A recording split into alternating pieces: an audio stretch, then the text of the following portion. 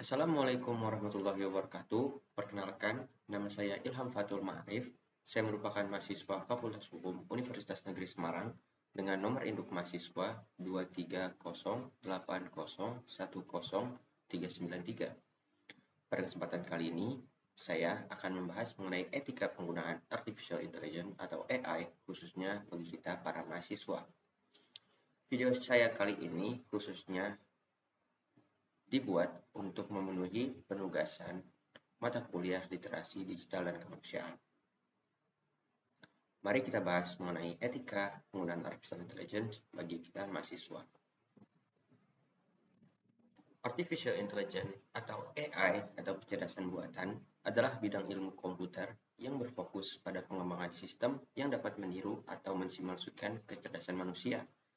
AI mencakup berbagai kemampuan seperti pembelajaran, pengambilan keputusan, dan pengenalan pola yang memungkinkan mesin untuk menyelesaikan tugas-tugas kompleks dengan cara yang mirip dengan manusia. Berbagai kemudahan telah kita rasakan berkat adanya AI. Salah satu perubahan yang paling berdampak adalah adanya search engine. Search engine sebagai salah satu hasil dari AI memudahkan kita semua dalam mencari informasi dan langsung memberikan kita informasi tersebut dengan sangat cepat. Berbeda dengan sebelum adanya kecerdasan ini, di mana kita harus secara manual mencari informasi yang kita butuhkan melalui buku, jurnal, dan sumber-sumber lainnya. Contohnya, saat kita ingin mencari sebuah materi, mungkin dahulu kita harus membaca berbagai buku ataupun jurnal-jurnal yang dibutuhkan secara manual. Namun, dengan adanya AI berbasis search engine seperti Google, sekarang kita dapat dengan mudah menuliskan sesuatu yang kita ingin mencari secara real time. Google akan memberikan artikel, buku, atau hal-hal lain yang terkait dengan materi yang kita butuhkan. Saat ini, AI sudah berkembang pesat. AI tak hanya menyediakan informasi yang kita butuhkan. Lebih jauh lagi, AI dapat membuat sebuah video ataupun gambar sesuai yang kita inginkan. Bahkan AI dapat meniru suara kita dan mengucapkan kata-kata apapun dengan suara yang persis sama seperti suara kita. Contohnya seperti ini, di mana saya memerintahkan AI, yaitu saya menggunakan AI berupa Canva untuk membuat sebuah video. Selanjutnya, pada contoh yang ini, saya memerintahkan AI yang sama untuk membuat gambar dengan sebuah gambar anak kecil bersama rusa yang di belakangnya terdapat pemandangan gunung dan awan yang berwarna-warni. Tentunya, hal ini di masa dahulu kita tidak dapat bayangkan hal itu dapat terjadi. Namun, pada saat ini AI memungkinkan untuk melakukan itu. Di masa sekarang, AI dapat menjadi alat yang sangat berguna bagi kita khususnya sebagai mahasiswa dalam menyelesaikan tugas akademik ataupun tugas-tugas lainnya.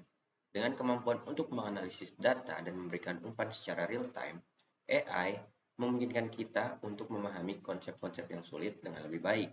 Misalnya, AI seperti Grammarly dan Quillbot membantu dalam penulisan kita, memastikan bahwa tugas yang kita kerjakan bebas dari kesalahan tata bahasa dan juga plagiarisme.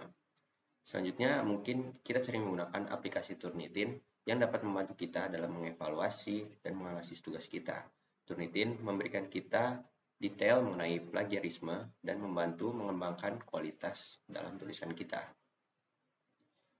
Dalam penggunaan AI untuk membantu kita, penting untuk menyadari bahwa terdapat batasan dan etika tertentu yang harus diperhatikan. Meskipun AI dapat meningkatkan efisiensi dan kualitas tugas kita, kita sebagai penggunanya harus dengan bijak tetap terlibat dalam proses belajar dan tidak hanya mengandalkan AI untuk menyelesaikan tugas. Selain itu, privasi data juga menjadi hal yang penting, di mana kita tidak boleh sembarangan untuk memberikan informasi pribadi dan akademik yang mana hal itu dilindungi. Hal itu dilakukan agar informasi-informasi tersebut tidak disalahgunakan. Tugas saya kali ini pun tidak luput dari bantuan AI. Hal ini tentunya menjadi bukti bahwa AI dapat membantu kita dalam menyelesaikan tugas yang diberikan kepada kita. Oleh karena itu, sebelum kita menggunakan AI, perlu untuk diperhatikan berbagai etika-etika yang akan disebutkan dalam video ini. Yang pertama ada transparansi. Transparansi adalah hal pertama yang harus diperhatikan.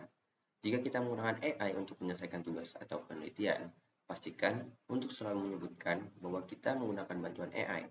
Misalnya, saat membuat laporan atau artikel, sebutkan sumber-sumber dan alat AI yang digunakan. Ini penting agar hasil karya kita tetap jujur dan dapat dipercaya.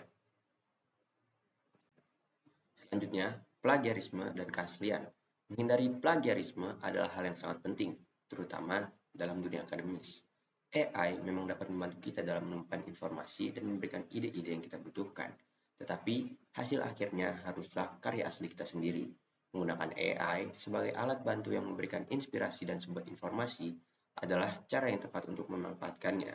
Namun, kita harus berhati-hati agar tidak menyalin karya orang lain. Setiap tugas yang kita kerjakan harus mencerminkan hasil dari kerja keras, pemikiran kritis, dan kreativitas kita sendiri. Plagiarisme bukan hanya melanggar etika akademis, tetapi juga merugikan diri kita sendiri, karena kita tidak benar-benar belajar dan menguasai materi yang kita cari.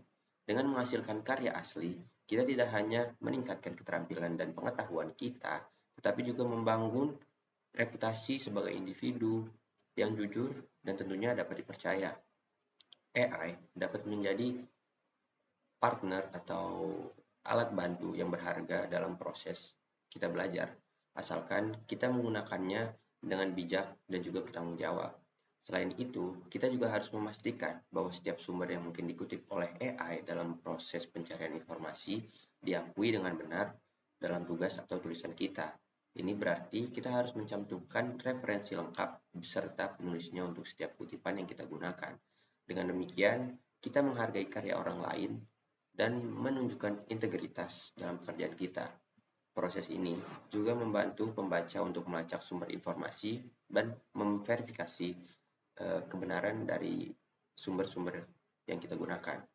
Transparansi dalam mencantumkan sumber-sumber yang kita gunakan oleh AI tidak hanya meningkatkan kredibilitas karya kita, tetapi juga mendidik kita tentang pentingnya etika penelitian.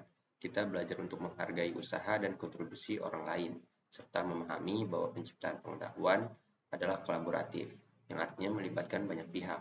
Ini mendorong kita untuk selalu bersikap jujur dan menghormati hak cipta dalam setiap aspek pekerjaan kita. Yang ketiga atau selanjutnya adalah privasi dan keamanan data. Menjaga privasi dan keamanan data adalah hal yang tidak kalah penting. Saat menggunakan AI, kita harus memastikan bahwa data pribadi dan informasi sensitif kita tetap aman. Gunakan platform AI yang terpercaya dan selalu baca kebijakan privasinya. Hindari memberikan informasi yang tidak perlu dan pastikan data yang kita gunakan terenskripsi dengan baik. Beberapa AI yang terpercaya telah disebutkan sebelumnya seperti Quillbot, Grammarly, Turnitin, Google, Gemini, Bing, dan masih banyak lainnya. Selanjutnya ada penggunaan yang bertanggung jawab. Kita juga harus menggunakan AI dengan penuh tanggung jawab. AI memang sangat membantu dalam proses belajar dan dapat menjadi alat yang berharga untuk meningkatkan pemahaman dan keterampilan kita. Namun, penting untuk diingat bahwa AI tidak boleh digunakan untuk hal-hal yang melanggar aturan akademik, seperti mencontek saat mengerjakan ujian. Menggunakan AI untuk mencontek tidak hanya melanggar etika akademik, tetapi juga merugikan diri kita sendiri. Tentunya karena kita tidak benar-benar belajar dan menguasai materi dalam ujian tersebut. AI seharusnya menjadi alat untuk membantu kita memahami konsep-konsep yang sulit, mengerjakan latihan-latihan tambahan, atau memberikan masukan untuk tugas-tugas kita. Misalnya, AI dapat digunakan untuk memeriksa tata bahasa dan ejaan dalam tugas kita, atau untuk memberikan penjelasan tambahan tentang topik yang kurang kita pahami. Dengan cara ini, AI menjadi teman seperti teman kita belajar yang membantu kita untuk membuat tugas-tugas kita menjadi lebih baik, bukan sarana untuk mengambil jalan pintas.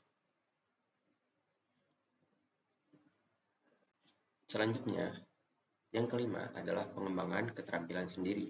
Kita harus tetap fokus pada pengembangan keterampilan diri sendiri. Gunakan AI untuk meningkatkan pemahaman dan keterampilan kita, bukan untuk menggantikan proses kita dalam belajar.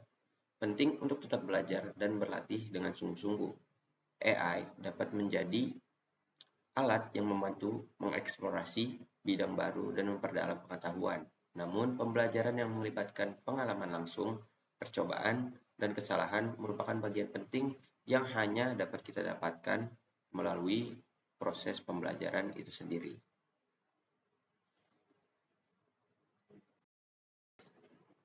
Dengan hal-hal di atas, saya mengambil kesimpulan bahwa penggunaan AI memang sangat-sangat mempermudah dan juga membantu kita dalam menyelesaikan berbagai macam tugas yang kita miliki.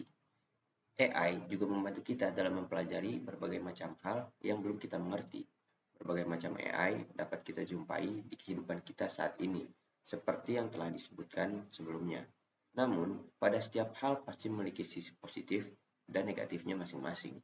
Penggunaan AI memang mempermudah dan juga memberikan kita efisiensi waktu yang lebih cepat dibandingkan saat kita mengerjakan sesuatu itu tanpa AI. Tetapi kita juga tetap membutuhkan proses belajar itu sendiri agar kita dapat mempertanggungjawabkan tugas-tugas yang kita kerjakan. Ketergantungan terhadap AI juga dapat membawa kita pada sifat malas. Sifat malas tersebut membawa kita malas untuk mengalami proses belajar yang memang sebenarnya memerlukan waktu lebih lama. Dalam tulisan berjudul Penggunaan AI oleh Mahasiswa Rentan Beresiko, Perlu Penguatan Etika yang ditulis oleh Albert Hasundungan, ia menyampaikan bahwa ketergantungan yang tinggi terhadap AI juga dapat menurunkan keaslian karya, karena tidak mendorong mahasiswa untuk berpikir kritis terhadap suatu permasalahan.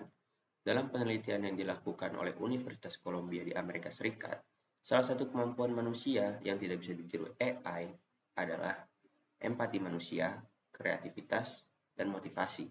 Sehingga tentunya penting untuk menjaga hal-hal esensial tersebut. Lebih lanjut, ia berpendapat terkait keaslian karya. Integritas akademik harus menjadi nilai utama. Setiap mahasiswa yang menggunakan AI untuk pengajaran tugas Setiap mahasiswa yang menggunakan AI untuk pengerjaan tugas perlu untuk menyebutkan hal tersebut di dalam tugasnya atau bersifat disclaimer. Selain itu, penggunaan AI tetap perlu membaca dan mencantumkan referensi penulis artikel dan kalimat yang dikutip oleh AI, sehingga AI hanya menjadi alat bantu, bukan pelaku utama dalam mengerjakan tugas. Oleh karena itu, penggunaan AI juga harus didampingi oleh etika-etika seperti yang telah disebutkan, agar tetap menjaga tanggung jawab dan meningkatkan proses kita dalam belajar, di mana AI menjadi alat yang membantu kita untuk mempermudah proses tersebut, bukannya mempercepat, apalagi menjadi satu-satunya pilihan sebagai jalan pintas dalam proses kita belajar. Baik, terima kasih. Mungkin itu saja yang dapat saya sampaikan. Jika ada kesalahan kata, kekurangan, atau kekhilafan, saya mohon dibukakan untuk maaf sebesar-besarnya. Terima kasih. Wassalamualaikum warahmatullahi wabarakatuh.